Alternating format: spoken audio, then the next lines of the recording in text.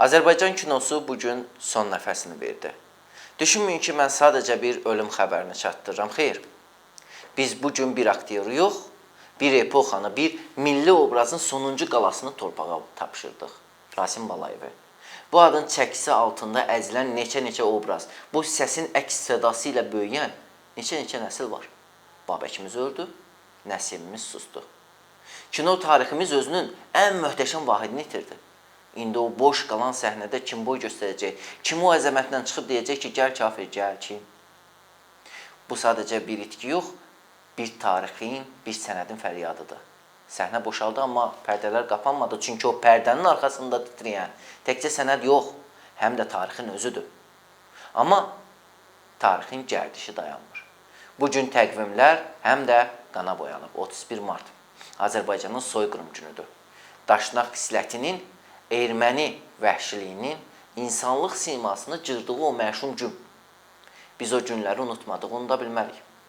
Amma o zamanki kimsəsizliyimizə indiki müqayisə var. Baxın, o vaxtı Bakı küçələrində qan rəngi var idi. İndi Şuşada, Xankəndidə, Ağdamda 3 rəngli Azərbaycan bayrağının zəfər parıltısı var. Tarixin qisası qiyamətə qalmadı. 1918-in kimsəsiz məzarlarından qalxan o məzlum ruhlar bugün Xocalı küçələrində gəzən Azərbaycan əskərinin addım səslərinə dikəliblər. Nəyin sayəsində? Kimin iradəsi ilə? Təbii ki, Azərbaycan prezidenti İlham Əliyevin. O tarixin ən böyük intiqamını aldı. O, 31 martda tökülən qanların qisasını 44 günlük dastanla, antiterror əməliyyatları ilə çıxdı. Bugün Azərbaycan firavandır, azaddır və bu azadlıq bəzilərinin boğazında sümük kimi qalıb. Xüsusən də qonşu dediklərimizin. Baxın bu itibarlığa. İranın keçmiş mərhum prezidenti rəisinin arvadı çıxıb türkləri düşmən adlandırır. Cənablar və xanımlar, bu bir qadını dəmdəzgahı deyil. Bu bir dövlətin alt şuurudur. Bu illərdir gizlətməyə çalışdıqları, amma hər fürsətdə sızdırdıqları türk nifrətidir. Azərbaycanın ən ağır günlərində, ən qanlı faciələrində yanımızda olmayan, əksinə düşmənlərimizlə qucaqlaşan bir rejimdən başqa nə gözləyə bilərik ki? Sizin din qardaşlığınız Şuşada donuz saxlanılan məscidlərin yanından keçəndə niyə susurdu? Sizin o ədalətiniz hara soxulmuşdu? İndi çıxıb türkü düşmən adlandırırsınız. Buyurun, biz düşmənimizi də yaxşı tanıyırıq, elə dost maskası taxan xəbisini də. Sizin ədalət tərəziniz hər zaman Ermənistanın paslı tərəfindən ağır gəlib. Amma unutmayın, biz sizin düşmənçiliyinizlə böyümüşük. Zəfərimizlə isə o qaranlıq hücrələrinizə elə özünüzü gömdük. Lakin sən anlamadın ki, bu dünyada bircə gün azad yaşamaq 40 il boyunduruq altında sürünməkdən daha üstündür.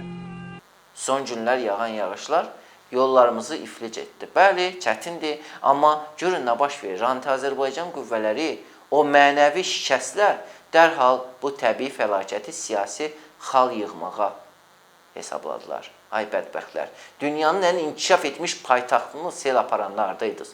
Dubay suyun altında qalanda niyə lal olmuşdunuz? Almaniyada yollar çökəndə niyə ağzınıza su alıb durmuşdunuz? Məqsədiniz aydındır. Yağan yağışı dövlətin üzərinə palçıq kimi atmaq. Və bu xorda kimləri görürük? Təbii ki, Qabil Məmmədovu, Mehman Hüseynovu. Bu iki əbləh, bu iki klaviatura qəhrəmanı yenə dəvə quyruğu kimi ortalığa düşüblər. Biri oradan hürür, biri buradan uluyur. Sizin bütün bu fəaliyyətiniz şər və böhtan üzərində qurulub. Siz Azərbaycanın uğruna kör, kədərinə isə fleyta çalanlardansınız. Siz bu xalqın övladı yox, bu dövlətin bətnindəki parazitlərsiniz. Xaricidən oturub demokratiya deyə-deyə vətəninə xəyanət edən bu itibarların maskasını biz hər gün cıracağıq.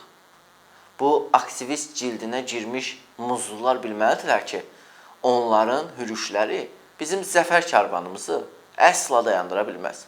Siz palçıq axtarırsınız, biz isə təməl qururuq. Siz gölməçələrdə boğulursunuz, biz isə böyük gələcəyə üzürük.